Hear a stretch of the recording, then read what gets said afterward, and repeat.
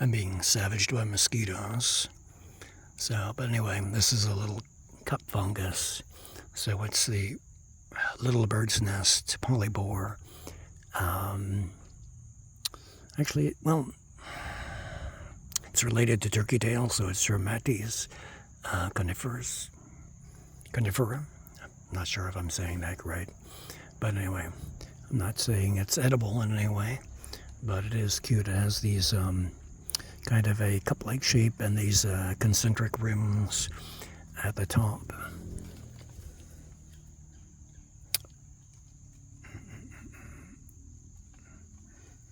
And it's a polypore. So anyway, there you go. A cute little mushroom.